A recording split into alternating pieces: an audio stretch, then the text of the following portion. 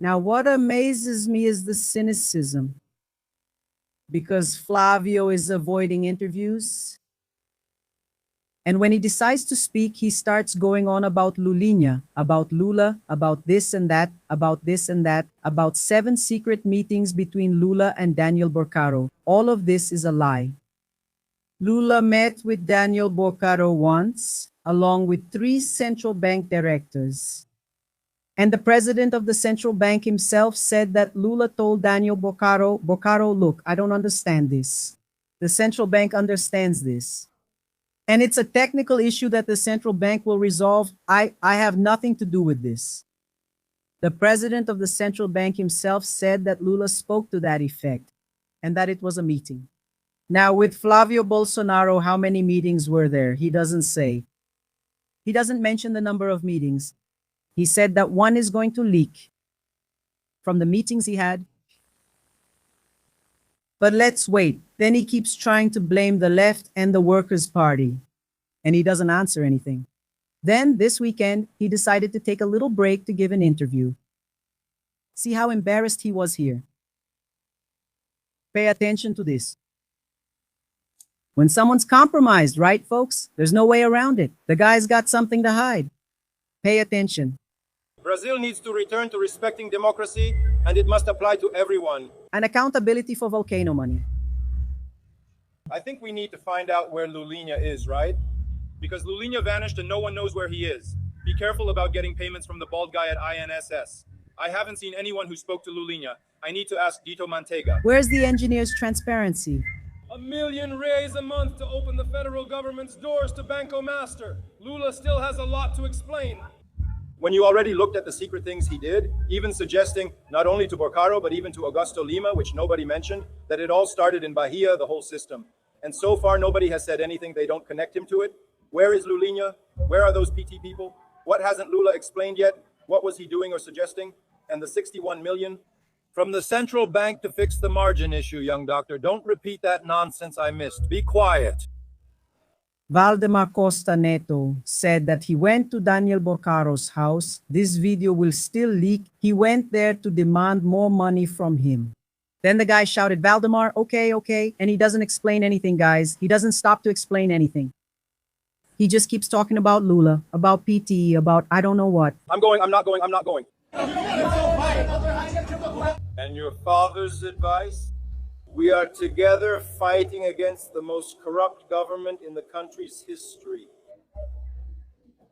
He inflicted the Mensalão on Brazil, brought the Petrolão, and is responsible for the Banco Massa scandal and the INSS embezzlement scheme. By the way, Lula replaced the federal police chief responsible for the investigation, and Lula did the unthinkable. He defended terrorists, he defended criminals. This guy is a crook. A big-time crook, this Sergio Moro, right, guys? Saying that Lula defends terrorists. Man, these people are crazy. These people are disturbed. You get it? And saying that the Banco Massa fraud is Lula's fault. But you know what it is? Sergio Moro, he's desperate. Why? Because he has nowhere else to run. He went and made an alliance with the Liberal Party. First, you remember, he was the one who arrested Lula, so that Lula couldn't participate in the 2018 election because Lula might have beaten Bolsonaro. Then the 13th Federal Court of Curitiba went there and arrested Lula. Lula couldn't participate in the election. Bolsonaro was elected. Right after Bolsonaro was elected, the crooked judge Sergio Moro got his reward. He is appointed as Bolsonaro's Minister of Justice. And in the hallways, there was talk that he could be nominated by Bolsonaro as a Supreme Federal Court Justice. Sergio Moro then tucks his tail between his legs, runs, and accepts the invitation, which is the reward for the judge who took Lula out of the 2018 election, and he becomes Bolsonaro's Minister of Justice. After a few months, he resigns. And he says that he couldn't work because Bolsonaro was interfering with the federal police so that the federal police wouldn't investigate his son's kickback scheme. There are videos about this. It's all there. You just have to look it up. And so, since he couldn't work because Bolsonaro was interfering in the federal police to protect his son involved in the kickback scheme, he resigned from his position. And now Sergio Moro allies himself with the son involved in the kickback scheme and calls himself a champion of justice and morality, allies himself with the son involved in the kickback scheme, and they form an alliance. He leaves his party and joins the PL at the opening of the party switching window. And there they launch their joint ticket. He for the government of Paraná and Flavio Bolsonaro for president of the Republic. And with this alliance, what happens? He can't go back anymore. He can't go back to his party. No, because the party window is already closed. He can't go back to his party. He can't go back. And now he's afraid he won't even get elected there in the state of Paraná with all these scandals, especially because this is just the beginning. And he's terrified of ruining his own candidacy too because of this alliance he made with Flavio Bolsonaro. As if the situation with the Rachadinha scandal in the past wasn't enough, something that Sergio Moro himself had previously spoken out against, now he has an alliance with someone involved in the Rachadinha. Now it's more than just Rachadinha, it's a major monthly allowance scheme. The situation is much more serious, and that he will be directly affected, so he's desperate, and there's no way he can't defend Flavio anymore. But the more he defends Flavio, the worse it looks, not just for Flavio, but also for Sergio Moro. That's the situation. And he has nowhere to run. So he'll defend to the end. Yeah, it's just like Ciro Gomez. Ciro Gomez is making a complete fool of himself over there in Ceará. He allied himself with Raspa Chavez, with Andre Fernandez, and with the PL party there in the state. Who? Ciro Gomez. There are several videos of Ciro Gomez saying that Bolsonaro is a thief, that Flavio Bolsonaro is Bolsonaro's most corrupt son. He was being harsh. There are several videos of Ciro Gomez saying that. And now he goes and makes an alliance to try to become the governor of the state of Ceará, and he makes an alliance with the PL. And he is being held accountable. Wait, but you made an alliance with the party you used to call the party of thieves. How does that work? That's another situation where he's being criticized. And this is just the beginning. All of those pay attention. With the party switching window open, many representatives and senators and even governors and others decided to join the PL before all this scheme, before all the scandal. They joined the PL, and now with these scandals, which are just the beginning, many can't leave the PL anymore because the party window has closed. So many are desperate. Because we all know this is just the beginning of the revelations, and there's still a lot to happen. Flavio could even be arrested before the election. He could, Andre, he could. Depending on what is discovered, Flavio could be arrested. Well, Andre, but he has immunity. He is a senator, yes. Obviously, if caught in the act, he can only be arrested for a non-bailable crime. But with a court order, he can be arrested at any time, any congressman, any senator. However, the plenary of the House to which this parliamentarian belongs can overturn the decision. Can they, Andre? Yes, but they can definitely be arrested. And depending on how things go and what is discovered, Flavio could be arrested before the election. Then you ask me, Andre, could this prevent him from participating in the election? Temporary or preventive detention does not make a person ineligible in theory, right? Soon we'll have candidates running from jail. Stop and think about this situation. But anyway, a lot is going to happen. And today, the head of Interpol is Chief Valdeci Urquiza. He is a federal police officer and is currently the head of Interpol worldwide. Okay? And I know, as I explained to you, that this move Flavio Bolsonaro made together with the United States government. Obviously, the United States government is taking advantage of the resonance of the Bolsonaro supporters, supporting him to do this more freely, right? That's obvious. Classifying criminal organizations as terrorists, that's not legally interesting. Because as I explained to you, it comes out. The FBI, the coordination and international security agreements between the federal police and the FBI are interrupted and the sharing of information is cut off. So that's not interesting. The issue of criminal organizations stops being a matter of public security and becomes a military issue. For the United States, where the CIA gets involved and the CIA doesn't talk to anyone, except with the Pentagon itself, with the United States Armed Forces themselves, in which we could even be subjected to operations by the federal police, by the Army, and by the American Armed Forces, without them saying why or for what purpose. We simply undergo operations by the American Armed Forces here in Brazil, without us knowing anything, exactly because the CIA doesn't communicate with anyone except the Pentagon. So we are at risk, and there is a huge loss for the investigations since the connection between the federal police and the FBI is cut off. Do you think the federal police are happy about that? Do you think the federal police like this kind of action, this decision? Obviously not.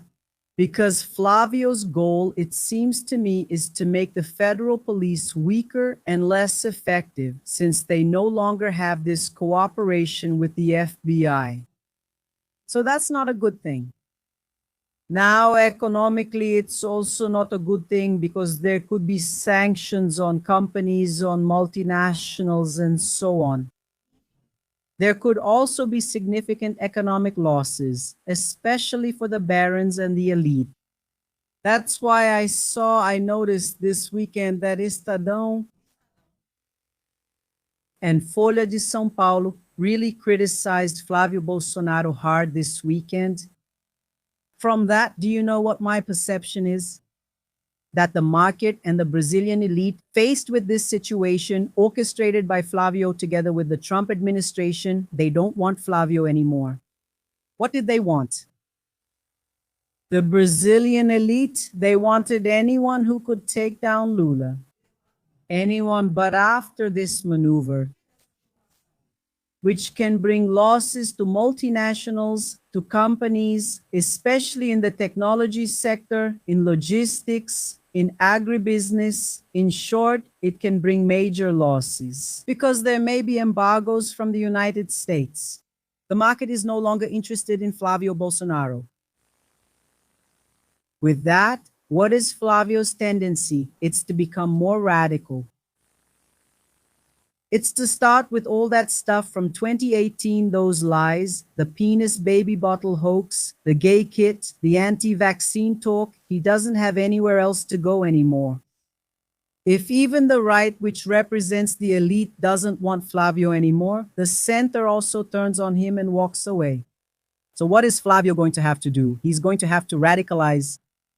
And if that happens, and I believe it will, because from the moment he started trying to classify criminal organizations as terrorists, which won't solve the problem, and that in the field of public security is a huge loss for Brazil, and in the field of the economy, it could become a huge loss also for big companies in Brazil, for the barons and for the elite who at first were supporting Flavio. Given this context, he will become more radical. And with that, if he really registers his candidacy, which I actually believe he will, because he's in the following situation: if he runs, he's in trouble. If he stays, he's in trouble. What is he going to do? He won't even work anymore to run or to try to take votes away from Lula. Because if he does that, he'll put himself in an unworkable position. Because the center won't want it, the right won't want it. And the left obviously totally rejects it. I don't even need to say that, right? But anyway. So what is he going to do? He's going to be working, but not to bring down Lula. Pay attention to this. This is very important. He won't work to bring down Lula. He will work toward a coup. Andrea, my handsome and my beautiful. Flavio Bolsonaro is on that path, not to take down Lula, because he himself, Flavio, is bringing himself down. Alongside the Brazilian elite, alongside the Brazilian market, he is the one bringing himself down. He won't fight in this election to bring down Lula. He will fight in this election for a new coup. That whole situation will come up again. Oh, the voting machines. Oh, Lula is going to stage a coup. Oh, I don't know what. Blah, blah. Donald Trump, help me. We're suffering a coup. I don't know what. Why? Because he's going to become even more radical. Because he's being discarded. Look at the articles from Folha de São Paulo this weekend and from Estadão. They are destroying Flavio Bolsonaro. The elite doesn't want Flavio Bolsonaro anymore. And because of that, they'll keep pushing. And what will that cause, Andrea? A huge split on the right. And I think it's not enough that you created this monster. And now the monster has turned its mouth against you on the right. It's going to split completely. All hell will break loose. So he won't have any chance at all. And it's going to ruin the right's chance to even really compete to try to take down Lula. I think that's not enough. And it's going to radicalize the discourse and will actually and truly be running to stage a coup, for a new attempt at a coup, where he's going to lick Donald Trump's boots and balls to see if he helps him with these coup plans. There's no other way for Flavio. I thought Flavio was smarter. I already mentioned that here to you.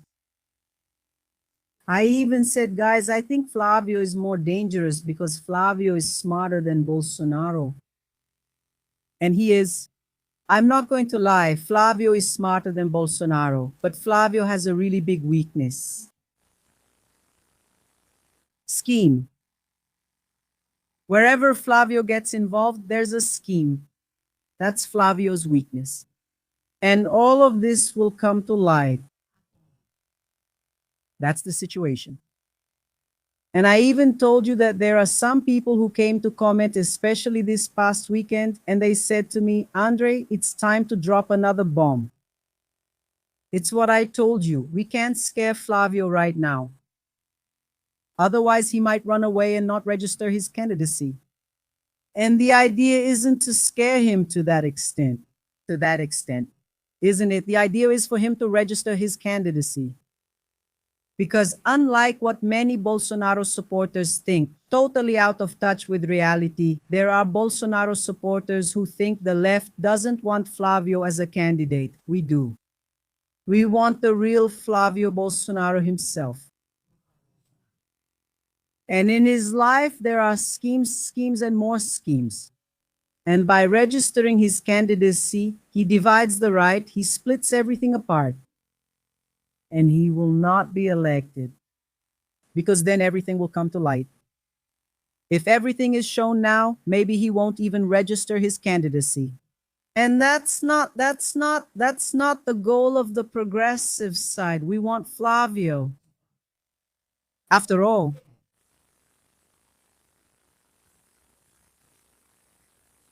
it's democracy that decides, even with everything that's yet to come. If Flavio wins, he will be president of the republic. The left has never tried a coup d'etat when someone won, like they do. But if he doesn't win, and I believe he won't, I even believe that Lula will win for the fourth time, we will send another message to Brazil and to the world, that the people are not fools, that Bolsonaro was defeated in 2022 and that the purebred Flavio Bolsonaro was defeated now in 2026, and that the Brazilian people, although there is an extremist side, it is a minority. Noisy. True, but it is a minority. And the Brazilian people don't want the Bolsonaros in the presidency ever again. Neither the father nor the son. Bolsonaro never again. This will also send a very important message internationally. It's obvious, as I told you, that Flavio is preparing for a new coup attempt. And he will do everything he can to get Donald Trump to support him in this. That's a fact. So much so that he will make his speech more and more radical because he has no other way. Even the right wing and the market have abandoned Flavio Bolsonaro. He tried to be received by a powerful banker there. The banker didn't even want to meet with him. After the scandal with Daniel Volcar came out, he didn't even want to receive him. It's just like Flavio took it and posted saying that the left has to be careful because Netflix Brazil, approached them to make a series about Bolsonaro's life. Then Netflix replied in the comments, "Are you crazy? Are you crazy? Are you crazy?" Man, this Banco Master scandal, it has so many branches of connections. And I've already told you that for me, one of the main centers is Rio de Janeiro, exactly Flávio Bolsonaro's electoral stronghold. Rio de Janeiro, São Paulo, and the Federal District. No one is going to associate with these people. No one who is honest will associate with these people and with this film until everything behind this situation is uncovered. No one who is honest will associate. And Flavio was saying that Netflix was already wanting to make a series about Bolsonaro's story. Then Netflix Brazil itself replied, "Are you crazy?" These people are crazy, totally crazy. And now we have to talk about some of Flavio's connections. Because if Donald Trash wants to fight organized crime in Brazil, maybe the first person who should be arrested is Flávio Bolsonaro himself. Look at Flavio's connections. Who was Flavio hanging out with? Arrested for connection with the Red Command. Here he is. Let me introduce you, Rodrigo Bacelar. Rodrigo Bacelar, political ally of Flávio Bolsonaro in Rio de Janeiro. Rodrigo Bacelar was the president of the Legislative Assembly of Rio de Janeiro. And he has photos of himself with Bolsonaro. He has already received the Limp Dick Medal from Bolsonaro and so on and so forth. And Rodrigo Bacelar was arrested for involvement with the Comando Vermelho, one of the criminal organizations that Trump says he will fight in Brazil. He was arrested for involvement with the Comando Vermelho. Rodrigo Bacelar, he had even already received the blessing of the Bolsonaro family. He would be the successor of Claudio Castro. Claudio Castro was the governor of the state of Rio de Janeiro. And him, at first he stepped down because he said he was going to run for the Senate. And with his stepping down, Rodrigo Bacelar would take over. Claudio Castro even removed his vice governor from the line of succession, because the person who would naturally take the place of the governor of Rio de Janeiro in the line of succession would be the vice governor of Rio de Janeiro, Claudio Castro. To make sure that Rodrigo Bacelar would take over the government of Rio de Janeiro, took his vice governor and appointed him as a counselor of the Court of Accounts of the state of Rio de Janeiro. Obviously, his vice governor couldn't even refuse. It's one of the best positions in the administration, Claudio's position. He would have to be a counselor of the Court of Accounts because it's a lifetime position. Then he took his vice governor out of the game, sent him to the Court of Accounts, and the line of succession was left vacant. It was left vacant. There was a vacancy. With that, who would take the governor's place? The president of the Legislative Assembly. And who was that? Rodrigo Bacelar. They're all from the same political group. But then everything fell apart. Claudio Castro became ineligible and was removed from office by the Superior Electoral Court for fraud at the polls during his re-election in 2022. What did he do?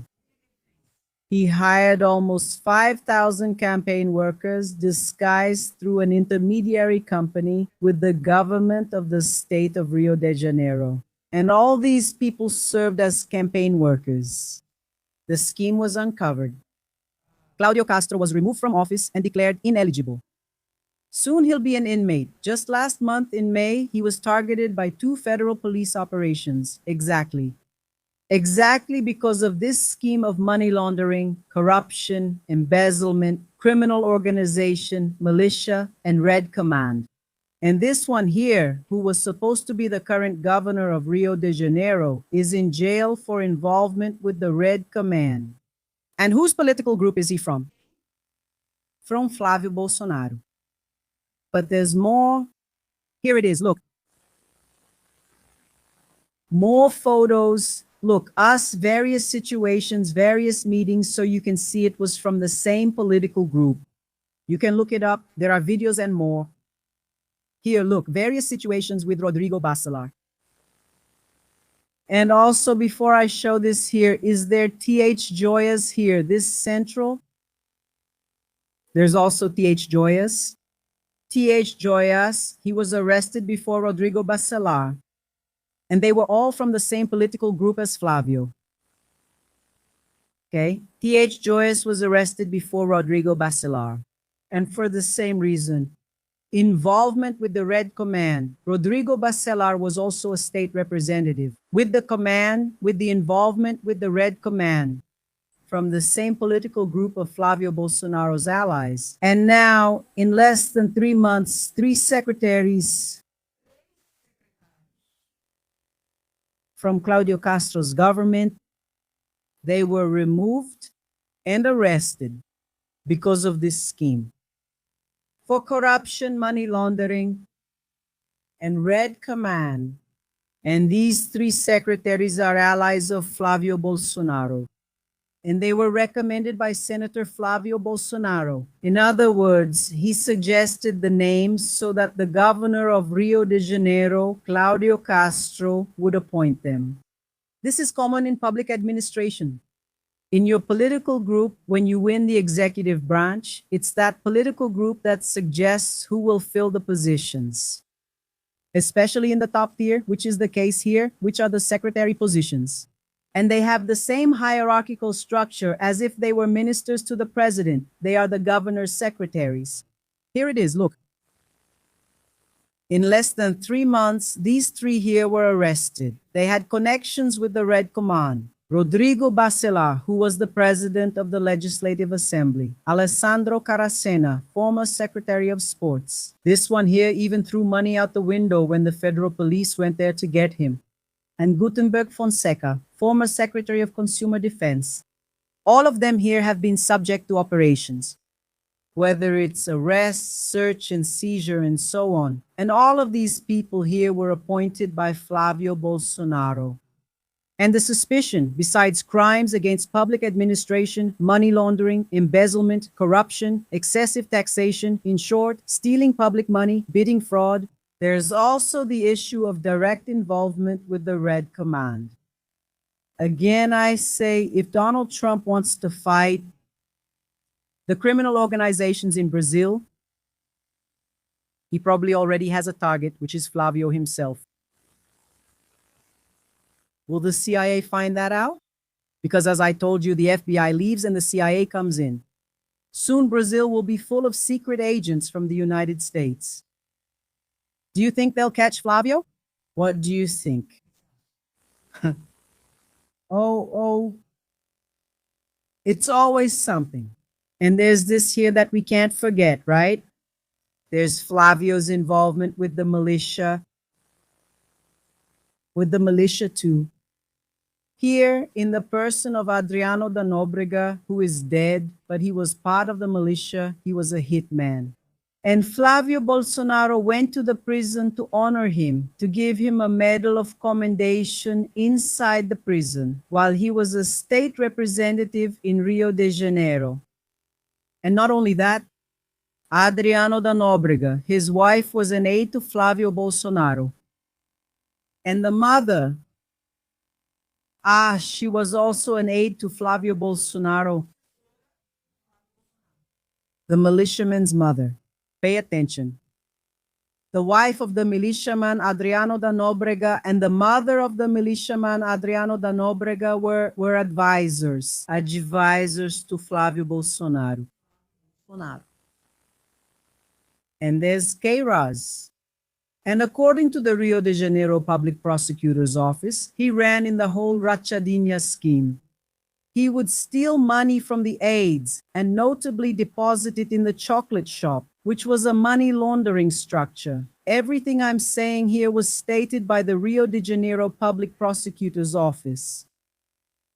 In fact, this company, which was Flavio Bolsonaro's Copenhagen chocolate shop in one of the malls in Rio de Janeiro, received 1,512 deposits in envelopes. Many of them didn't have the depositor's name. The amount was always kept under 3,000 reais to avoid drawing Kolf's attention. The Copenhagen store received 1,512 deposits from Flavio Bolsonaro, and according to the public prosecutor's office, he used the store to launder money from corruption, from embezzlement, from the Rachadinha scheme that he carried out together with Fabricio Queiroz, who was his advisor. And here is Rodrigo Bacella, arrested for being involved with the Red Command. And there's the other one. The other one is T.H. Joyas, the one I told you about. State representative who was also arrested. Here is T.H. Joyas, who was arrested. This one is the consumer secretary who was targeted by a federal police operation last week. And Rodrigo Bacelar, who is also under arrest. And Flavio Bolsonaro at the event. And you can search and you'll find a lot of videos, a lot of audios. And about this whole situation with Flavio Bolsonaro's alliances with people who are now being arrested for involvement, notably with the Red Command. And the next one to be arrested, I've already told you and I'll repeat it, is the former governor of Rio de Janeiro himself, Cláudio Castro.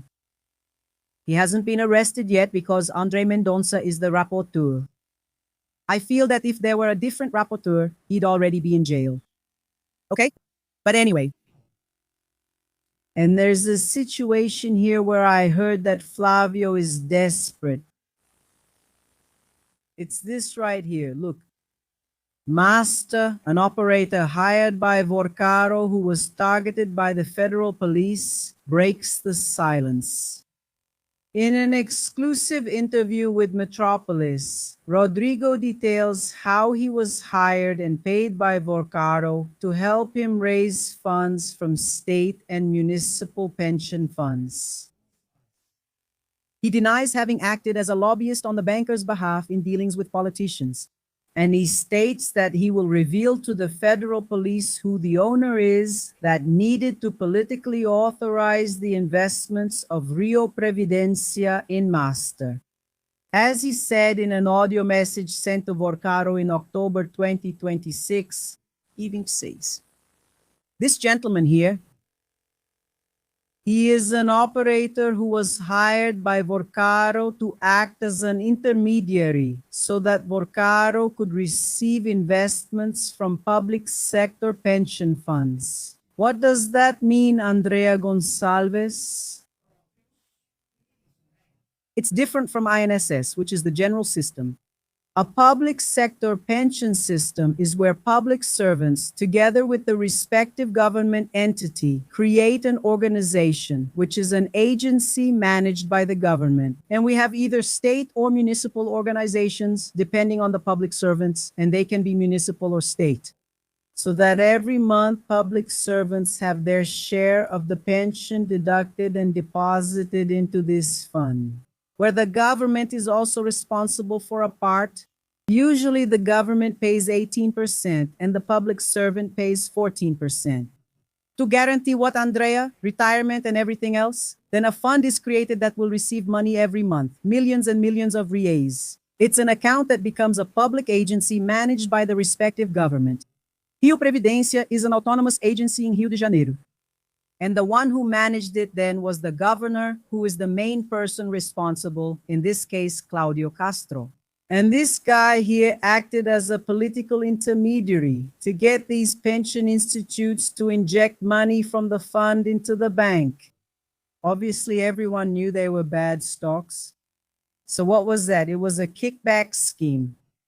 Look, you take the money from public servants, retirees, and pensioners, you inject it, like Claudio Castro initially did, almost 1 million, and today we know it's almost 3 billion, not million, it's billion. 3 billion, and he injected it into Banco Master. He puts the money there, knowing the stocks are worthless. The money ends up with Daniel Vocaro.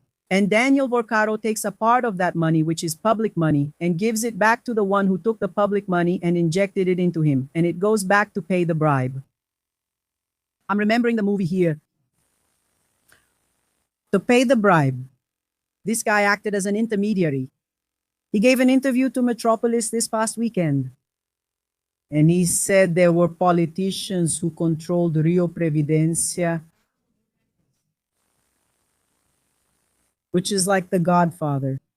That's common in public administration too, right, Andre? That's common. You know, the political group that won the election, the one I just explained to you, that political group, then they divide up the departments. Look, you're going to get 3 departments, then you can choose who's going to be in charge there and all that. You can appoint people to the appointed positions and so on. Look, this other one here, this agency and so on is for you. You're the one in charge. So you become the political sponsor. Then you appoint the presidents, the commission positions. Then you decide who's going to be in charge, management, and everything else. That's it. Yeah. And this guy said that Rio Previdencia had, I'll use this term, a political sponsor. Who's the one in charge there? Then the people from Metropolis asked him, who is this political sponsor? In other words, who authorized it for these contributions from Rio Previdencia to happen for the Banco Master fraud? Then he didn't want to say anything in the interview, but he said he will talk to the federal police. He has to be careful, you know? Silencing a witness.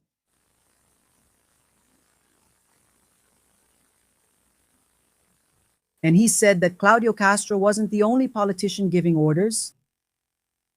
That's why I told you, that's how it works. Claudio Castro is part of Flavio's political group and all those people I showed you. Then when he wins, he divides the public administration so politicians can appoint their own people. So everything happened at Rio Previdencia because Rio Previdencia's political patron authorized it. Otherwise, it wouldn't have happened. And who is Rio Previdencia's political patron? We don't know. But he knows. He said he'll tell the federal police. Andrea, do you think it's Flavio? I don't know. I know it's someone from the group. I told you.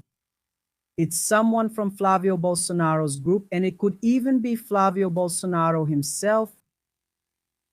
I've already told you that there's a scandal that will very likely still be exposed regarding the federal hospitals in Rio de Janeiro. When Bolsonaro won, it was the same structure. Bolsonaro handed over the federal hospitals in Rio de Janeiro to Senator Flavio Bolsonaro to take care of, to be the political sponsor. And it seems there were a series of schemes, including involvement with militias in the federal hospitals of Rio de Janeiro.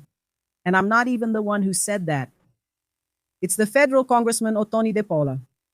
He's actually right-wing, but he said there's a scheme that will still be exposed. And the bomb is still going to explode involving federal hospitals in Rio de Janeiro during the period when Flavio Bolsonaro was the political sponsor of these hospitals. But let's wait. So, Flavio's connections with the criminals are very close. And I don't believe these are coincidences. I don't believe that. Sometimes it happens. You might be in a relationship without knowing the other person is a criminal. Right, Andre? Let's be honest. It can. And you don't know about this situation. That can happen. But when it's 2, 3, 4, 5, 6, 7, 8, 9, 10 surrounding you, all involved, and you're there all innocent like a saint, then it's not a coincidence anymore, right? Then I believe it's a consequence. Godfather, for me, things have only just started falling apart for Flavio Bolsonaro.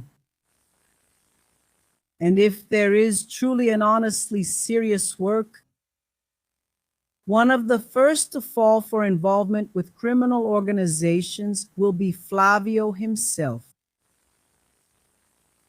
Because politically, Flavio has already fallen. Again, the right no longer wants Flavio. The center no longer wants Flavio. Politically, he's already fallen. He tends to become more radical in attempts to stage a coup with the Trump administration. Legally, he's under investigation. There's no way he couldn't be.